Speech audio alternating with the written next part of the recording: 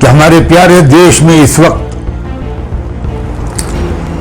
जिन शक्तियों के पास शासन और प्रशासन के इख्तियारात हैं, पावर है, वो अपने इख्तियार पावर का इस्तेमाल वो गरीबों की मदद के लिए नहीं कर रहे, वो अधिकार देने के लिए नहीं कर रहे, अधिकार छीनने के लिए कर रहे हैं। परिवर्तन से मुराद सिर्फ सत्ता परिवर्तन नहीं है। हमारा जो निशाना है वो सिर्फ सत्ता परिवर्तन नहीं है, बल्कि व्यवस्था परिवर्तन है। इतिहास में बार बार ऐसा हुआ है कि कुछ लोग ताकत के नशे में चूर हो जाते हैं और फिर अपनी पावर का और अपनी ताकत का बहुत गलत इस्तेमाल करने लगते हैं। वो कमजोरों, गरीबों पर जुल्म के पहाड़ तोड़ने लगते हैं।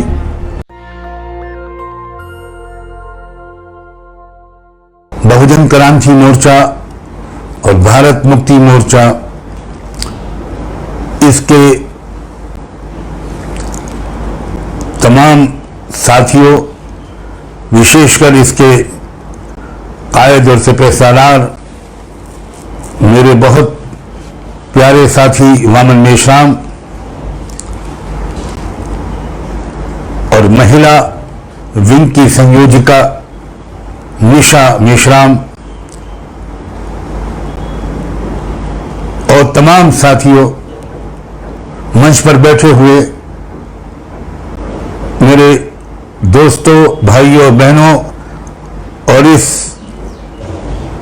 मैदान में जो हजारों बल्कि शायद इससे भी ज्यादा की संख्या में आए हुए प्रदेश के चप्पे चप्पे से जो मेरे भाई, मेरी बहनें, मेरे बुजुर्ग और मेरे नौजवान साथी आए हैं, उन सबको मोहब्बत भरा सलाम।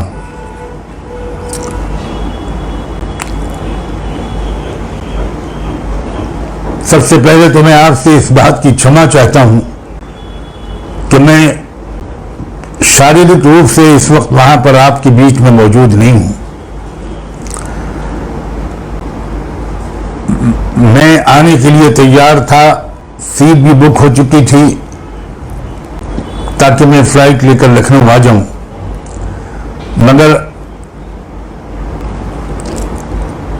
आज सुबह से मेरी तबीयत बिगड़ी और इतना ज्यादा मेरा सांस का मसला बढ़ गया कि डॉक्टरों ने जो मेरा चेकअप किया तो उन्होंने मुझे कहा कि अभी आप कम से कम 3-4 दिन तक बिल्कुल ट्रैवल नहीं कर सकते।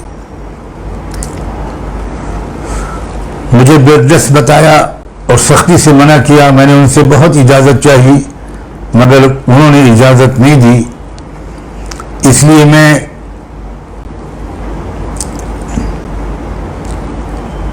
आपको ये संदेश भेज रहा हूं ताकि किसी हद तक मेरी वहां पर हाजिरी हो सके।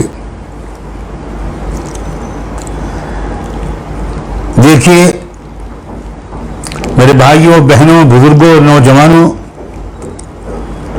इतिहास में बार बार ऐसा हुआ है कि कुछ लोग ताकत के नशे में चूर हो जाते हैं और फिर अपनी पावर का और अपनी ताकत का बहुत गलत इस्तेमाल करने लगते हैं। वो कमजोरों, गरीबों पर जुल्म के पहाड़ तोड़ने लगते हैं। मगर इतिहास में यह भी बार बार हुआ है कि उसी समाज के कुछ लोग जो बहादुर होते हैं, समझदार होते हैं, अपनी जिम्मेदारी का एहसास रखते हैं, अपने देश, अपने वतन, अपने समाज से सच्चा प्यार करते हैं, वो उस जुल्म का मुकाबला करने के लिए खड़े हो जाते हैं। समाज के तमाम कमजोरों को इंसाफ दिलाने के लिए, सबको उनके अधिकार दिलाने के लिए और अपने देश और समाज में सचमुच अमन और शांति और इंसाफ की स्थापना के लिए वो हर मुमकिन कोशिश करते हैं और उसके रास्ते में अगर उनको कुर्बानियां देनी पड़ती हैं तो वो कुर्बानी देते हैं, उनको बलिदान देना पड़ता है तो बलिदान देते हैं, लेकिन वो बड़े उद्देश्य, बड़े मकसद के लिए, एक बहुत मुकद्दस पवित्र मिशन के लिए वो अपनी जान की बाजी भी लगा देते हैं। और फिर उन थोड़े से लोगों की कुर्बानियों के नतीजे में एक लंबे समय तक उस समाज में इंसाफ और अमन और शांति का दौरा हो जाता है। मेरे भाइयों, मेरे साथियों, विशेषकर नौजवानों, मेरी बहनों और बेटियों, ये बात किसी से ढकी छुपी नहीं है और ये कहते हुए मुझे बेहद दुख भी हो रहा है कि हमारे प्यारे देश में इस वक्त जिन शक्तियों के पास शासन और प्रशासन के इख्तियारात हैं, पावर है, वो अपने इख्तियार पावर का इस्तेमाल वो गरीबों की मदद के लिए नहीं कर रहे, वो अधिकार देने के लिए नहीं कर रहे, अधिकार छीनने के लिए कर रहे हैं। क्या हो रहा है हमारे देश में और क्या हो रहा है हमारे इस प्रदेश में? वो उत्तर प्रदेश जिसके सूरमाओं ने, जिसके जवानों ने, जिसके बुजुर्गों ने, जिसके उलमा ने, जिसके मजहबी रहनुमाओं ने, जिसकी महिलाओं ने देश को आजाद कराने में सबसे ज्यादा हिस्सा लिया था, आज वही प्रदेश जुल्म का एक जगह बना हुआ है। कैसे कैसे जुल्म हो रहे हैं, जेलों में ठूंसा जा रहा है बेगुनाहों को, हमारी शेड्यूल कास्ट की बच्चियों के साथ, मुस्लिम बच्चियों के साथ रेप किया जा रहा है, दिन दहाड़े मॉब लिंचिंग की जा रही है, बूढ़े बुजुर्गों की दाढ़ियां काटी जा रही हैं, लाठी मार मार के तड़पा तड़पा कर मौत के घाट उतारा जा रहा है।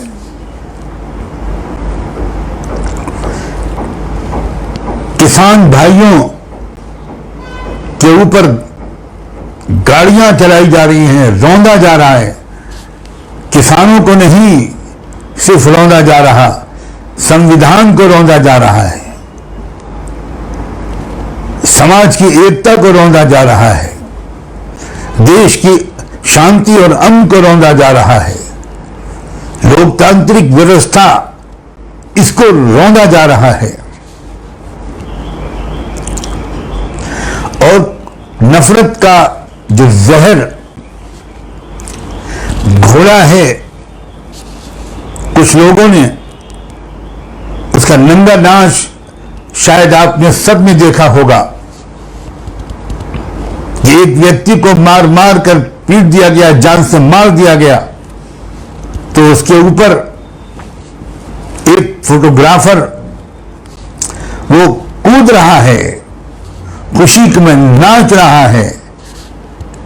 ऐसी अपमानना, ऐसी तौहीन मानवता की हमारे इस देश में, जो महापुरुषों का देश है, जो महात्मा गौतम बुद्धा का देश है, जो महावीर जैन का देश है, जो बाबा साहब अंबेडकर का देश है, जो मौलाना अबुल कलाम आजाद का देश है, मौलाना हुसैन अहमद मदनी का देश है, मौलाना हिफ्जुर रहमान सिलहारवी का देश है, जो शेखुल हिंद हजरत मौलाना महमूद हसन देवबंदी का देश है, जिन्होंने सबसे पहले आजादी की लड़ाई शुरू की थी। ये उस देश में हो रहा है। अगर हम यहां न होते, अगर हमने अपनी आंखों से हम ये सब न देख रहे होते, अपने कानों से ये सब न सुन रहे होते, तो यकीन मानिए मेरे जैसा आदमी जो भारत के इतिहास का बचपन से छात्र रहा है, जिसको भारत की क्षमताओं और सलाहियतों पर फख्र रहा है और जिसने अपने खानदान से ये तमन्ना विरासत में पाई है कि इस मुल्क की सेवा करके इसको सबसे ऊंची चोटी तक पहुंचाना है। मेरे खानदान के पास, मेरे पिताजी के पास, मेरे भाइयों के पास, खुद मेरे पास विदेश में चले जाने के बहुत अवसर थे। शानदार अपॉर्चुनिटीज थी कि हम बाहर जाएं और बड़ी इज्जत पाएं और वो सब कुछ मिले हमको जिसकी कोई दुनिया में एक आम इंसान तमन्ना करता है। मुस्लिम देशों की सरकारों ने, आज मैं आपसे साफ साफ कहना चाहता हूं, हमारे पिताजी को बार बार आमंत्रित किया कि अब आप वहां मत रहिए और आइए हमारे यहां, लेकिन हमारे खानदान, हमारे पिताजी ने यह तय कर लिया और यही वसीयत की, हम लोगों को नसीहत की कि इसी देश में रहना है, यहीं की सेवा करनी है। हमको खुदा ने इस मुल्क में पैदा किया है जिस मुल्क की एक जबरदस्त तारीख है। इस मुल्क की तो इतनी जबरदस्त तारीख है कि हमारे अकीदे के मुताबिक, और इतिहास भी गवाह है इस बात का, कि इंसानों के मालिक ने जब इंसानों को पैदा करके, पहले इंसान को पैदा करके और जमीन पर उतारने का फैसला किया, तो वो देश हमारा देश ही था, भारत, जहां पहला इंसान हजरत आदम को उतारा गया। इसकी बहुत जबरदस्त तारीख है। इस देश की तस्वीर को काला किया जा रहा है, इसके चेहरे को मस्क किया जा रहा है। जिस शख्स को भी इस मुल्क से मोहब्बत है, जिसको भारत से सच्चा प्यार है, उसे इस लड़ाई में शरीक होना चाहिए, इस संघर्ष में कुर्बानी देने के इरादे के साथ आगे बढ़ना चाहिए। मेरी हमदर्दियां, मेरी शिरकत क्यों है बहुजन क्रांति मोर्चे के साथ, भारत मुक्ति मोर्चे के साथ? इसलिए कि मैं पिछले 15 साल से या उससे ज्यादा समय से देख रहा हूं कि हमारे ये लोग, ये साथी, खाली संवैधानिक तरीके की पाबंदी करते हुए, कानून के उल्लंघन से बचते हुए, कानून की पूरी तरह पाबंदी करते हुए, ये इस देश के अंदर मजलूम समाज को इकट्ठा कर रहे हैं, उनको भड़का नहीं रहे, उनको लड़ाई पर, उनको कोई हथियार उठाने पर आमादा नहीं कर रहे, उनको आतंकवाद नहीं सिखा रहे, उनको संविधान के दायरे में रहते हुए मिलजुल कर अपने अधिकारों की लड़ाई लड़ने की अपील कर रहे हैं। और ये कोई अपराध नहीं, ये तो सबसे बड़ी सेवा है। मेरे भाइयों, मेरे बुजुर्गों, ये किसानों पर जो अत्याचार हो रहा है, इसके बाद तो अब कोई गुंजाइश ही नहीं रह गई। वो किसान जो हजारों साल से खामोश सेवा कर रहा है, वो कभी जाहिर भी नहीं करता, कभी शायद हमारा जहन जाता भी नहीं किसानों के एहसानात की तरफ। उन किसानों पर इस तरह का जुल्म, कई बार उस वीडियो को लोगों ने मुझसे कहा कि देखिए, लेकिन एक बार के बाद दोबारा मैं वो वीडियो नहीं देख सका। यहां तक नौबत पहुंच गई है। यह है सत्ता का नशा। कोई मंत्री है तो कोई मंत्री का बेटा है, उसने अपने आप को क्या समझा है, ये उसकी हिम्मत कैसे हो रही है? अगर उसको इस बात का यकीन नहीं था कि मुझे कोई मेरा कुछ बिगाड़ नहीं पाएगा, तो वो कभी ऐसी हिम्मत नहीं कर सकता था। और अब तो अंग्रेजी में जो कहते हैं कि the cat is out of bag, बिल्ली थैले से बाहर आ चुकी है। अब तो एक प्रदेश के मुख्यमंत्री खुल्ला वो कह रहे हैं वीडियो में कि तुम भी लाठी उठाओ और क्या होगा, ज्यादा से ज्यादा लठ मारो, और फिर उसके बाद अगर जेल जाना पड़ेगा तो क्या हुआ, जेल जाओगे तो महान बन जाओगे, बड़े आदमी बन जाओगे, और हम तो हैं ना तुम्हारी मदद करने के लिए, तुम्हें कुछ नहीं होगा। इस देश का एक ब्यूरोक्रेट वो साफ साफ ये भी कहने पर मजबूर हो जाता है कि हम जो कुछ भी करते या कहते हैं वो ऊपर के आदेश पर करते हैं। किसी ने अगर कहा कि सर फोड़ दो, इन किसानों का सर फोड़ दो, तो इसका मतलब है कि उसको कहीं से इजाजत मिली।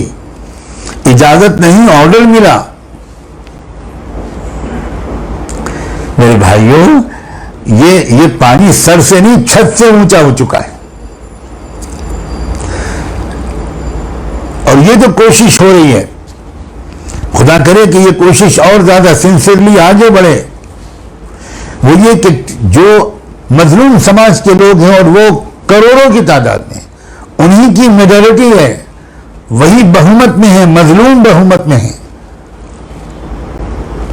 हमारे सिख समाज के लोग, हमारे बुद्धिस्ट भाई, हमारे लिंगायत भाई, हमारे जैनी भाई, हमारे शेड्यूल्ड कास्ट के लोग, हमारे शेड्यूल्ड ट्राइब के और ट्राइबल आइडेंटिटी रखने वाले लोग नॉर्थ इंडिया में, साउथ इंडिया में हर तरफ फैले हुए हैं, और हर एक पर जुल्म हो रहा है।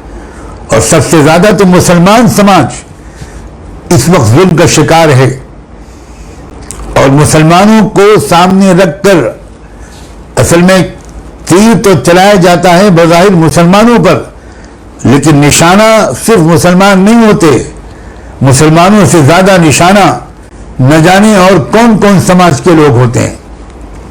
मैं आपका ज्यादा समय नहीं लेना चाहता, लेकिन वरना मैं और विस्तार से बताता कि क्या चाहा जाता है मुसलमानों को इस तरह डिमोरलाइज करके, इस तरह उनको निशाना बनाकर।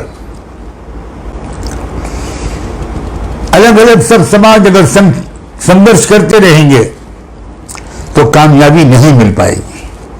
बड़े खुले दिल के साथ सबको एक प्लेटफॉर्म पर आना होगा, अपने अपने संगठनों के साथ, अपने अपने बैनरों के साथ, अपने अपने झंडों के साथ, लेकिन एक मिनिमम कॉमन मिनिमम प्रोग्राम बनाकर जुल्म के खिलाफ आवाज उठानी होगी। न हम किसी पॉलिटिकल पार्टी के खिलाफ हैं, न हम किसी संगठन के खिलाफ हैं, न हम किसी विशेष जात के खिलाफ हैं।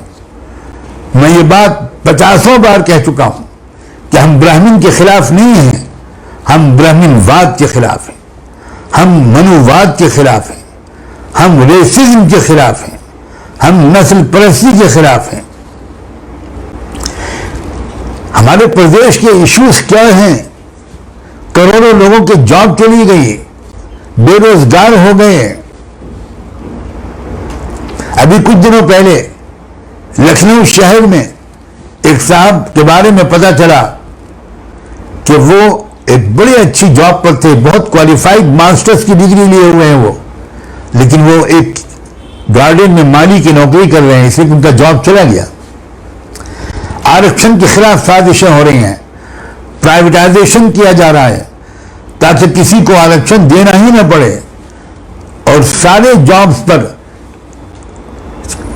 कुछ परसेंट लोगों का कब्जा हो जाए। ये सब, इसको ठंडे पेटों देखते रहना, मुझे माफ करना, मैं कहूंगा कि जो लोग इसके खिलाफ आवाज नहीं उठाते वो बड़े बेगैरत हैं। हमें अक्लमंदी के साथ, समझदारी के साथ और साथ ही हिम्मत और बहादुरी के साथ जुल्म के खिलाफ आवाज उठाना होगा। और फिर देखिएगा कैसा परिवर्तन आएगा। परिवर्तन से मुराद सिर्फ सत्ता परिवर्तन नहीं है, हमारा जो निशाना है वो सिर्फ सत्ता परिवर्तन नहीं है, बल्कि व्यवस्था परिवर्तन है। हम सिस्टम को बदलना चाहते हैं, हम सिस्टम को इंसाफ के उसूलों पर रीएस्टैब्लिश करना चाहते हैं। हमारे देश के, प्रदेश के जो मसाइल हैं, महंगाई, बेरोजगारी, किसानों का मसला, महिलाओं की इज्जतें महफूज नहीं हैं, इज्जतें लूटी जा रही हैं, रेप किया जा रहा है, इबादतगाहों को तोड़ा जा रहा है, दरगाहों को डिमोलिश किया जा रहा है, बेहुरमती की जा रही है, संवैधानिक अधिकार छीने जा रहे हैं। और इन सारे इश्यूज की तरफ से, जो असली इश्यूज हैं और भी इस तरह के इश्यूज हैं, उधर से ध्यान भटकाने के लिए कैसे कैसे नॉन इश्यूज को उठाया जा रहा है। मुझे अपने धर्म के बदलने का भारतीय संविधान ने अधिकार दिया है। मैं अगर अपनी स्टडी के जरिए, अपने रिसर्च के जरिए अगर मैं इस नतीजे पर पहुंचा हूं कि जिस घर में मैं पैदा हुआ, वह उस घर से मुझे जो धर्म मिला, उस धर्म के बजाय मुझे फलां धर्म में जाना चाहिए, तो ये मुझे अधिकार दिया है मेरे संविधान ने, मेरे देश के संविधान ने। और अगर अपना धर्म अपनी सेल्फ सेटिस्फैक्शन के नतीजे में बदलना अपराध है, तो मुझे कहने दो साफ साफ कि सबसे पहले अपराधी इस देश में फिर बाबा साहब डॉक्टर भीमराव अंबेडकर करार दिए जाएंगे। क्या उन्होंने अपना धर्म नहीं बदला था? उन्होंने तो क्या क्या जुमले कहे थे। मैं उन जुमलों को दोहराना नहीं चाहता। बोले मैं जानता हूं कि अगर कुछ मीडिया के लोग बैठे होंगे हाँ, तो वही जुमला पिक कर लेंगे और बस मेरी सारी बात है उसको छुपा देंगे। बाबा साहब अंबेडकर ने लाखों लोगों को धर्म परिवर्तन करने को कहा था। क्या उनसे बढ़कर कोई हम लोग अब कानून को जानते हैं? क्या हमारे देश में कानून का जानने वाले उनसे बड़े भी कोई गुजरे हैं? उन्होंने तो खुद कॉन्स्टिट्यूशन को ड्राफ्ट किया, खुद संविधान के ड्राफ्टिंग कमेटी के वो चेयरमैन बनाए गए। इसीलिए बनाए गए कि उस वक्त मानना पड़ा लोगों को कि जो दिमाग कानून के बारे में डॉक्टर अंबेडकर का है वो किसी और का नहीं है। इसलिए उनको चेयरमैन बनाया गया। और वो इसका मतलब है कि वो कानून जानते थे, इंटरनेशनल लॉ भी जानते थे, भारत के संविधान की आत्मा को भी वो जानते थे। तो इसलिए मैं आप सबसे अपील करता हूं, और मैं काश कि मैं इस वक्त वहां बैठा होता और मैं आपसे गुजारिश करता और आप ये करता कि आप पूरे शांतिपूर्ण तरीके से, निहायत पूर्ण तरीके से कानून की पाबंदी करते हुए, संविधान का पालन करते हुए तमाम कमजोर और मजलूमों के अधिकारों को दिलाने के लिए आप इकट्ठा हो जाइए। और मैं ये भी दरखास्त करूंगा बहुजन क्रांति मोर्चा के लोगों से, भारत मुक्ति मोर्चा के लोगों से, मैं बहुत सौ के नाम जानता हूं, मैं उनसे दरखास्त करूंगा कि चूंकि हालात बहुत हंगामी हैं, तो इसलिए वो सब संगठनों से लोगों से खुद मिले, जाकर लोगों को आमंत्रित भी करें और जाकर मिलें। हर समाज के अंदर जो इन्फ्लुएंशियल लोग हैं, जो कुछ सिंसियर लोग हैं, जो कुछ संगठन चला रहे हैं, कोई आंदोलन या कोई मूवमेंट चला रहे हैं, वो चाहे किसी भी समाज के हों, उनसे जाकर खुद मिलें और उनको आमंत्रित करें इस बात पर कि किस तरह हम लोग एक कॉमन मिनिमम प्रोग्राम बनाकर सब लोग एक साथ जमा हो सकते हैं। मुझे आप ये कहने दो कि अगर ये चीज हमारे अंदर रही कि सब लोग मेरे फॉलोअर बन जाएं, तो हम सब इकट्ठा नहीं हो पाएंगे। हमें तो ये कोशिश करनी पड़ेगी, और मैं बड़ी उम्मीद के साथ ये बात कह रहा हूं कि भाई हम बिल्कुल नहीं चाहते कि सब लोग हमारे संगठन के अंदर शामिल हो जाएं, सब लोग हमारे फॉलोअर बन जाएं। हम सब साथी बनकर, हम सब एक टीम बनकर इस प्रदेश की और इस मुल्क की तरक्की की कोशिश करें। हम इसको बुलंदी और ऊंचाइयों के हिमालय पहाड़ तक पहुंचा दें। हम इसके अंदर एक मॉरल परिवर्तन लाएं, एक अखलाकी सुधार लाएं। ये बेईमानी, ये करप्शन, ये रिश्वतखोरी, तो कोई काम ही नहीं होता रिश्वत दिए बगैर। एक फाइल एक टेबल के कोने से दूसरे कोने तक नहीं जाती रिश्वत के बगैर। शर्म आती है। यकीनन एक भारतीय नागरिक होने की हैसियत से इन बातों को देखकर शर्म आती है। क्या हो गया है? एक गरीब बीमार आदमी को अच्छा इलाज नहीं मिल रहा, सरकारी अस्पतालों का बुरा हाल है, प्राइवेट अस्पताल लूट मार करने पर लगे हुए हैं। बहुत कुछ काम करना है, मैं बिल्कुल नाउम्मीद नहीं हूं, बस ये चाहता हूं कि जल्द अज जल्द एक बड़ी संख्या में लोग इकट्ठा हों, एक दूसरे से सच्ची मोहब्बत करें, एक दूसरे की राय का आदर करें, डिफरेंस ऑफ ओपिनियन को बर्दाश्त करें, टॉलरेट करें, आपस में डायलॉग शुरू हो और बढ़े। कोई जरूरी नहीं कि मेरी हर बात से आप सहमत हो और बिल्कुल जरूरी नहीं कि आपकी हर बात से मैं सहमत हूं, लेकिन क्या कुछ बातें ऐसी नहीं हैं जिन पर हम सहमत हैं? क्या इसमें भी कोई इख्तिलाफ है कि हमको न्याय को स्थापित करने के लिए मिलजुल कर कोशिश करनी चाहिए? क्या इसमें भी आपस में कोई राय अलग अलग है कि हमें देश से करप्शन को दूर करना चाहिए, अन्याय और जुल्म को दूर करना चाहिए, एक अच्छी प्रोग्रेसिव सोसाइटी को जो रीजन पर यकीन रखती हो, जो लॉजिकल अप्रोच रखती हो, जो अंधविश्वास से निकल गई हो, क्या ऐसी सोसाइटी के बनाने की जरूरत पर से भी किसी को इख्तिलाफ है?